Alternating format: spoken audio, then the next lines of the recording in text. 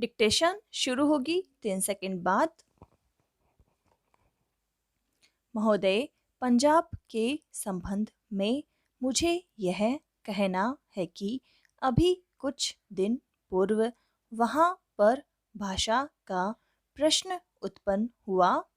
मेरा अपना विचार है कि जब भाषा के आधार पर पंजाब का विभाजन हो गया तो आज पंजाब की भाषा पंजाबी है और यह पंजाब के लोगों को निर्णय करना है कि वह पंजाबी किस लिपि के अंदर लिखी जाए। लेकिन एक बात मैं पंजाब की सरकार से आपके माध्यम से निवेदन करना चाहता हूँ कि आज जब पंजाब के अंदर 45% लोग इस प्रकार के हैं जो यह कहते हैं कि हमारी अपनी मातृभाषा हिंदी है, तो पंजाब की सरकार को अल्पसंख्यकों की भाषा को संरक्षण देने के नाम पर दूसरी भाषा के रूप में हिंदी को मानने में किसी प्रकार की कोई आपत्ति नहीं होनी चाहिए। इससे दोनों के संबंधों में मधुरता आएगी और किसी प्रकार के अनावश्यक आंदोलन से हमारा सीमावर्ती राज्य बचा रहेगा। जहाँ तक लिपि का संबंध है, लिपि के संबंध में मैं बलपूर्वक किसी लिपि को समाप्त करने के पक्ष में नहीं हूँ। मेरा विचार रहा है कि देश में अपनी लिपियों को सुरक्षित रखते हुए अगर प्रादेशिक भाषाएं किसी एक सामान्य लिपि को वैकल्पिक लिपि के रूप में स्वीकार कर लें तो देश की अनेक भाषाओं को निकट आने में बहुत बड़ी सहायता मिल सकेगी। अगर पंजाब के लोग भी इसी आधार पर विचार कर सकें तो मैं समझता हूँ कि यह पंजाबी भाषा के हित में और देश की एकता के हित में होगा।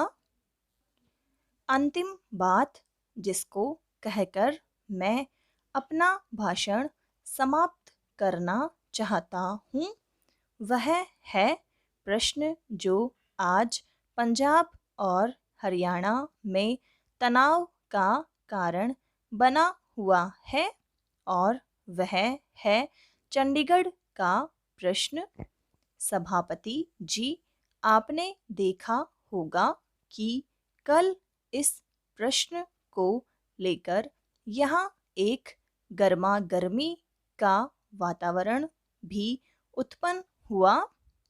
इसके लिए मैं मुख्य रूप से केंद्रीय सरकार को दोषी मानता हूँ।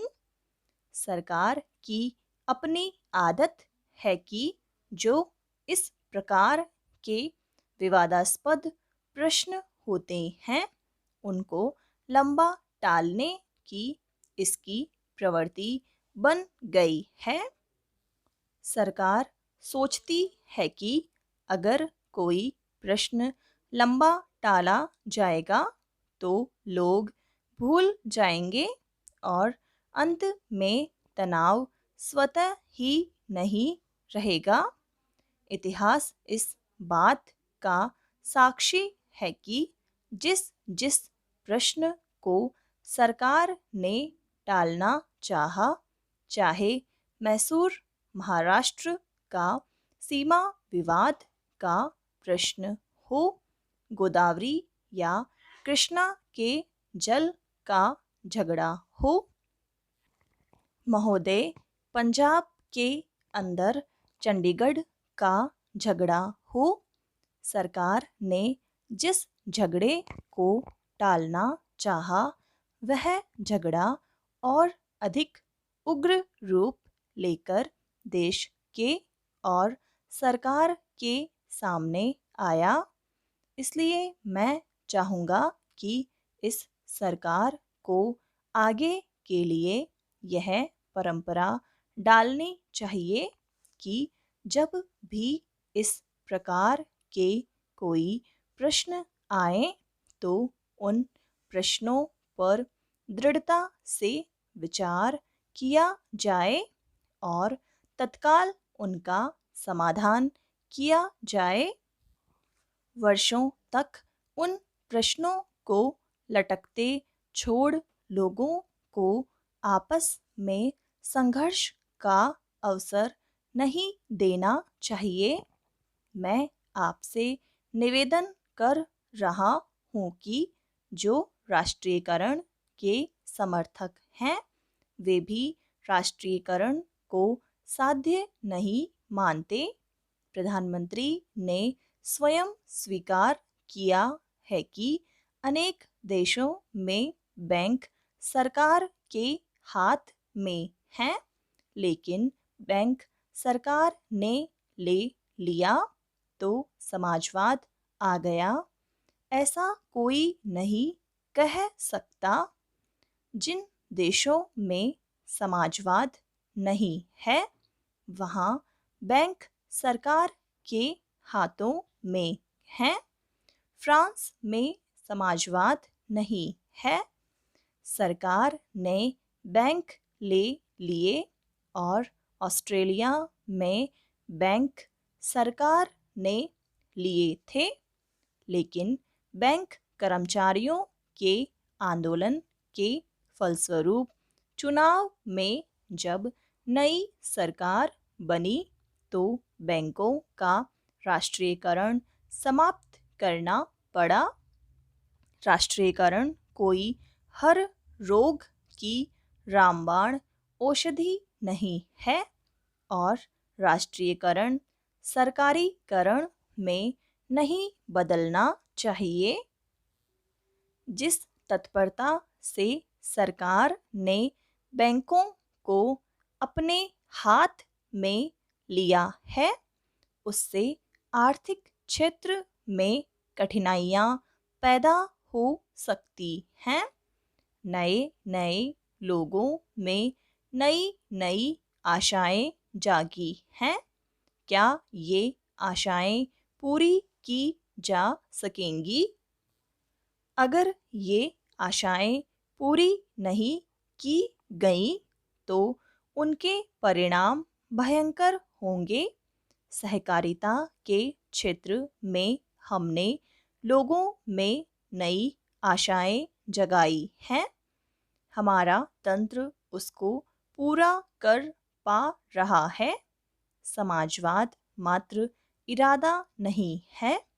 इरादे अच्छे हो सकते हैं, नेक हो सकते हैं, लेकिन जिस मशीनरी के द्वारा, जिस तंत्र के द्वारा वह इरादे व्यवहार में लाने हैं, अगर वह मशीनरी भ्रष्ट है, अगर वह तंत्र अक्षम है, अगर जनता के प्रति उनके हृदय में सहानुभूति नहीं है, तो फिर राष्ट्रीयकरण भी सहकारिता की तरह से एक बदनाम चीज हो जाएगी। सरकार बहुत से कारखाने चला रही है।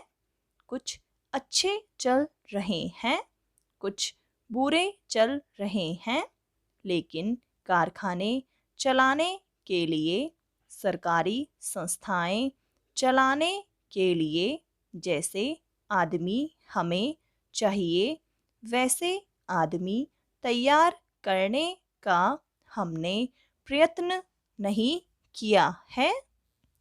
सार्वजनिक उद्योगों को सफल करना सरल नहीं होता। समाप्त।